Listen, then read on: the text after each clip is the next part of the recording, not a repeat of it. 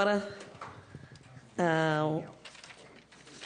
Vinícius Miguel, representante da ANSED. eu ia passar para Mário, então volto para cá. Para o senhor Vinícius Miguel, representante da ANSED. Depois passo para Mário. Muito obrigada. Uma boa noite a todas e todos aqui. Eu gostaria de, antes de tudo, fazer um brevíssimo introito. Meu nome é Vinícius Miguel, eu sou um dos coordenadores, nós temos uma coordenação colegiada na ANSED, que é a Associação Nacional dos Centros de Defesa da Criança e do Adolescente, que é uma rede, um pool de organizações de centros de defesa, que são as nossas unidades base, e temos mais de 30 unidades espalhadas por todo o país, fazendo as diversas atividades de advocacy, de litigância estratégica, de defesa de crianças e adolescentes em conflito com a lei ou vítimas da criminalidade e da violência nas mais diversas formas. Bom, feito essa brevíssima introdução e já deixando um indicativo que, se alguém tiver algum interesse, fazer uma busca sobre a ANSED nos sistemas de busca e facilmente poderá ter acesso a mais informações, gostaria de parabenizar a senadora Lidse e o senador Lindbergh pela realização dessa audiência pública em particular, mas de modo muito mais ampliado a realização dessa CPI, que eu não tenho a menor dúvida de que é a mais importante CPI em funcionamento nas duas casas legislativas no atual momento. E registro que eu não tenho dúvidas disso porque é uma CPI que se preocupa com grupos vulneráveis, grupos minoritários, grupos em posição absolutamente desfavorável por conta de questões sistêmicas e estruturais e que tão pouco são notadas e percebidas pelo Parlamento. Eu acho que essa é uma ocasião muito singular e que todos os elogios, todas as louvaminhas seriam insuficientes para descrever a grandeza do trabalho dessa comissão. Ademais, ela tem ainda mais importância nesse contexto de retração e retirada de direitos, de retrocessos sociais e de avanços conservadores, uma maré agourenta contra pobres, contra minorias, contra indígenas, contra quilombolas, contra todo um conjunto de oprimidos e explorados, não só no Brasil, como em um contexto latino-americano. Então, nesse sentido, embora pareçamos poucos, eu não poderia deixar de registrar, não só pessoalmente, como em nome da ANSED, os elogios à senadora Lidse e aí ao senador Lindbergh, que também tem assumido essa posição de frente nessa comissão. Então, em nome de todos os nossos bravos e bravas combatentes, o nosso muito obrigado. Eu acho que eu tentarei ser breve. Eu estruturei a minha apresentação, o que eu espero que seja minimamente uma contribuição para os trabalhos da CPI, em um momento de introdução e um momento de propostas. Como introdução, eu acho que o Wesley tão belamente colocou que hoje a exceção, o estado de exceção surge como regra e como parâmetro de normatividade, principalmente para os territórios empobrecidos. Nessa maré conservadora, não poderíamos deixar de registrar todas essas propostas legislativas de criminalização da liberdade de expressão, de redução da maioridade penal, de ampliação do tempo de internação, de mais e mais tipos penais de todas as ordens, aprovados sistematicamente pelas casas legislativas, e de um olhar de pânico institucionalizado, criando uma paranoia e uma histeria coletiva na sociedade. Muito distantes de uma conjuntura de uma ocupação militar estrangeira como a Palestina, não imersos em trágicas guerras como a Síria e o Iraque, no entanto, não podemos celebrar a distância de um quadro desalentador. Não tão desalentador como aqueles quadros de escassez sistêmica de alimentos ou de desastres ambientais ou os casos de ocupação estrangeira ou guerra civil, como mencionados. O Brasil vive a sua própria guerra civil, a sua própria tragédia.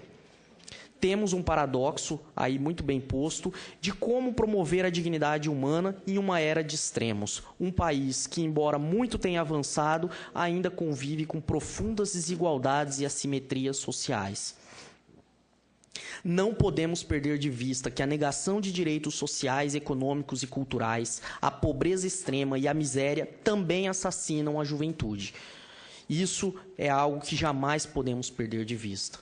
Eu não me sentiria bem se não registrasse ainda dois elementos aqui muito centrais, que é a falência absoluta do sistema punitivo, como o senador Lindbergh mencionou.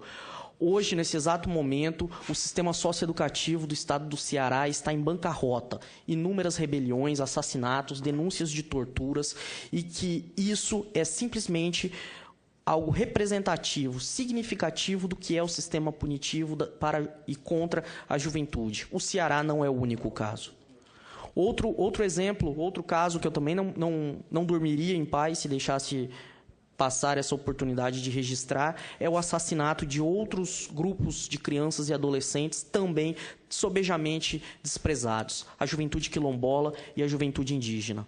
Eu sou e moro em Porto Velho, Rondônia, e muitas vezes essas peculiaridades e diversidades socio-regionais são ignoradas em se discutir a temática de um assassinato e um extermínio da juventude.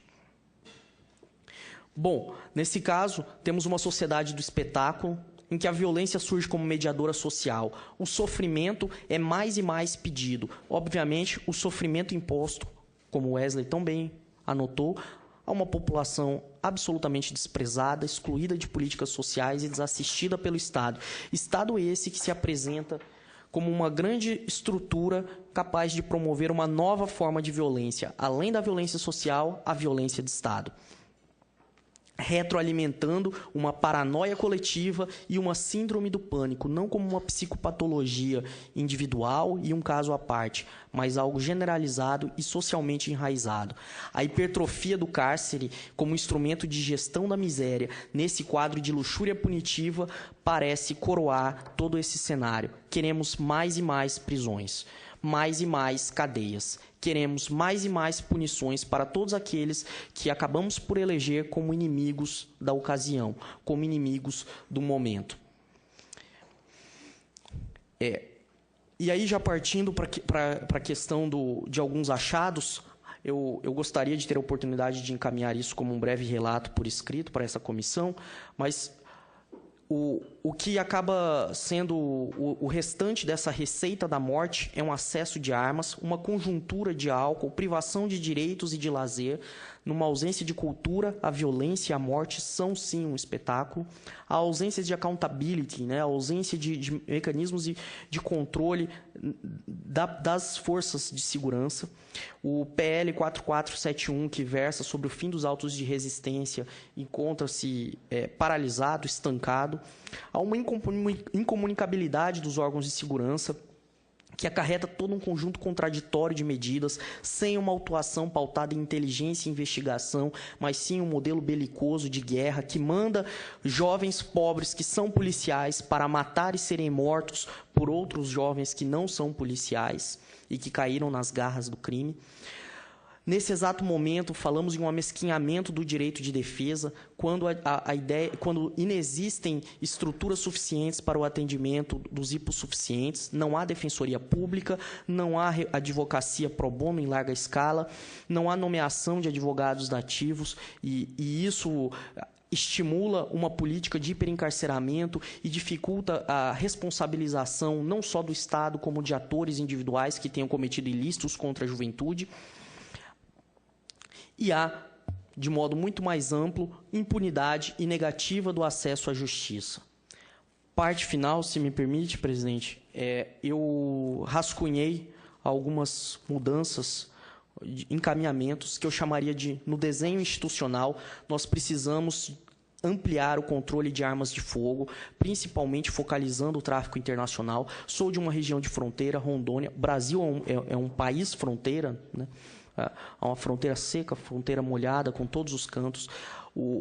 Falamos do tráfico de drogas, mas pouco falamos do tráfico de armas, de alto poder de fogo que ingressam ilegalmente em nosso país e que não há uma estratégia articulada de enfrentamento e de pouca comunicação entre os órgãos de defesa e de segurança, de defesa nacional e de segurança pública disso.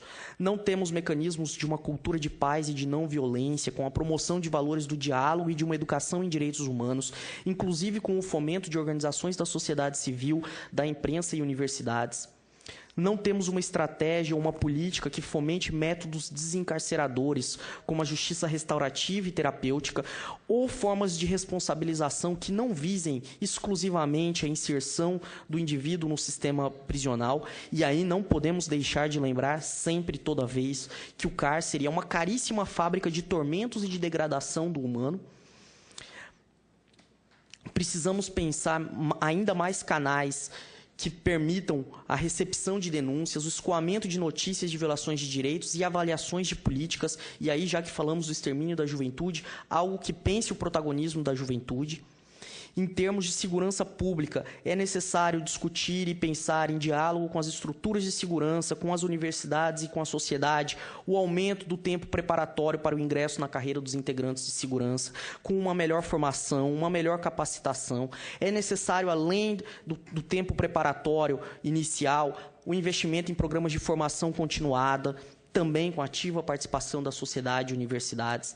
É necessário assegurar um acompanhamento terapêutico com redes de apoio e medidas de escoamento da atenção decorrente do trabalho para os agentes de segurança, quiçá por meio da promoção de cultura e lazer para estes mesmos. Assegurar efetividade e transparência nas corregedorias e ouvidorias, com permanente acompanhamento e monitoramento social. Quase nenhuma corregedoria ou ouvidoria das estruturas, seja de administração penitenciária, de justiça penal ou de segurança pública, fomentam e estimulam a participação da sociedade e disponibilizam de modo proativo dados sobre o que é feito. E se esses dados não são disponibilizados à sociedade, à imprensa e à universidade, pouco podemos avaliar, monitorar, criticar e pautar esse tema. Precisamos sensibilizar os agentes de segurança a partir de revisão periódica de procedimentos e táticas. Parece que são elementos que levam à profunda exclusão. O parlamento, a sociedade, a universidade não dialoga, não avalia, não discute com os agentes de segurança seus procedimentos e táticas. E essa impermeabilização, essa ausência de diálogo tem levado a uma espécie de isolamento, de insulamento dos grupos de segurança e da sociedade. E aí, em termos finais, precisamos ampliar o acesso à justiça, aumentando o quadro de defensores públicos, pensando ainda na efetivação de participação da sociedade, via escolha democrática da ouvidoria dessas defensorias, algo já previsto em lei e em nenhum lugar do país efetivado, fomentar a contratação de defensores dativos com remuneração compatível à honorabilidade da advocacia, promover a articulação e mobilização da sociedade civil para a promoção de defesa de direitos, podendo aí contar com o financiamento dos fundos de direitos, aproximar, e isso é muito importante, os integrantes do parquê, de todos os ministérios públicos e da magistratura dos cidadãos, rompendo esse paradigma do Estado juiz em sua torre de Ivoá, completamente isolada da advocacia, do parlamento e da sociedade. E aí, finalmente, não perder de qualquer modo de horizonte que a questão é completamente distante de soluções fáceis. Ao contrário, é dotada de grande complexidade. A imutabilidade da sociedade é uma patologia e uma ideologia, adoece mentes e obscurece a percepção social, mas que possamos ser contagiados por uma doença incurável, e eu acho que é por isso que estamos aqui nessa CPI hoje, e essa doença incurável é a esperança, que é capaz de estancar a hemorragia de mártires da humanidade e propor uma sociedade melhor. Muito obrigado.